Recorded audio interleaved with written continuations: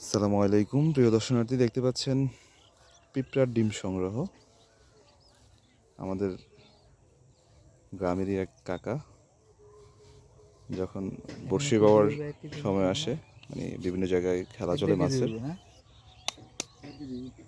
সেখানে হচ্ছে এই পিঁপড়া ডিমের অর্ডার নেয়। প্রতি কেজি পিঁপড়ার ডিম মানভেদে 1500 থেকে 2000 বা তারও বেশি হয়ে থাকে। এই যে পিঁপড়ার ডিমগুলো থেকে জীবন্ত পিঁপড়াগুলোকে আলাদা করার প্রক্রিয়া আপনারা কমনে দেখতে পাবেন। এখানে ডিমের উপরে দেওয়া হয়েছে চালের গুঁড়া। চালের গুঁড়া দেওয়াতে একটা কাজ হয়, সেখানে নাকি পিঁপড়াগুলো অন্ধ হয়ে যায়, তখন সে আর পিঁপড়া ডিমগুলো নিয়ে আর ভাগতে মানে চলে যেতে পারে না। ডিমগুলো রেখেই ওরা চলে যায়। এখানে আরেকটা প্রসেসিং রয়েছে, যে পিঁপড়াগুলো এখানে মারা গিয়েছে কিংবা অর্ধজীবিত, সেগুলোকে আমরা দেখব প্রসেসিং কীভাবে করে জালের মাধ্যমে।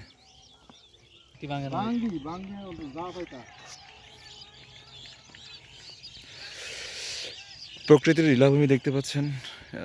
কৃষকরা নতুন করে জমিকে সাজাচ্ছেন ধান চাষ করবেন বলে, বড় মৌসুমের ধান।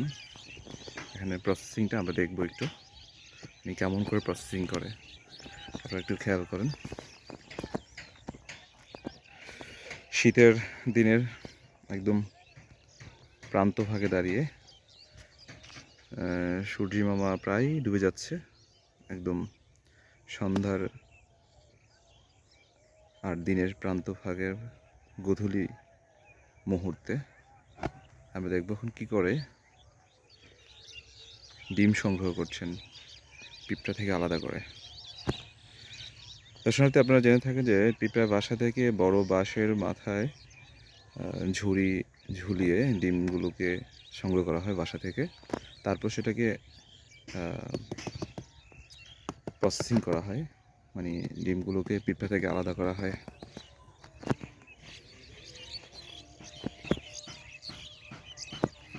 দেখুন কতটা সাবলীল এবং মসৃণভাবে সেই ডিমগুলোকে আলাদা করছেন। খুব ইউনিক একটা টেকনিক। জীবনে কেউ প্রথম দেখে থাকলে আপনারা কমেন্টস করবেন নিশ্চয়ই।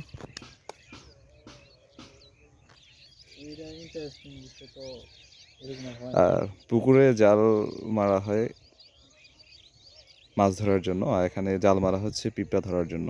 দেখেন খুব ইউনিক টেকনিকে ডিমগুলো নিচে রয়ে গেছে আর পিঁপড়াটা উপরে জালের উপরে চলে আসছে।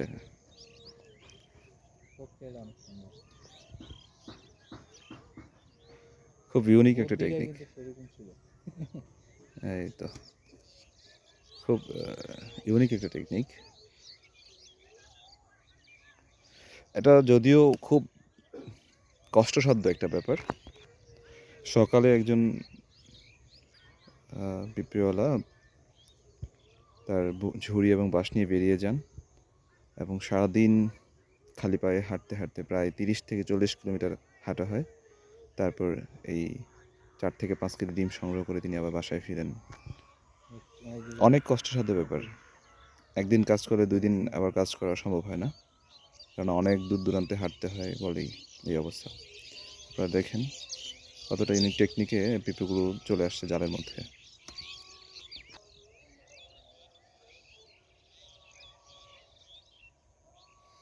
এই দেখেন কত সুন্দরভাবে পুরো ডিমটাই আলাদা হয়ে গেছে।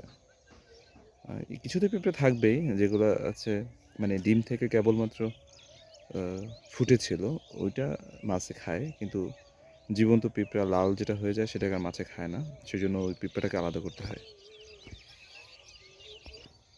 দেখুন সবাই, এই যে আমাদের প্রায় শেষ। এভাবেই তিনি সংগ্রহ করে ডিমগুলো আবার বাজারজাত করবেন, কিংবা নিজেই বড়শি নিয়ে পুকুরে মাছ ধরতে যাবেন। মোটামুটি প্রায় শেষের দিকে। সবাইকে ধন্যবাদ আমাদের সাথে থাকার জন্য। আসসালামু আলাইকুম।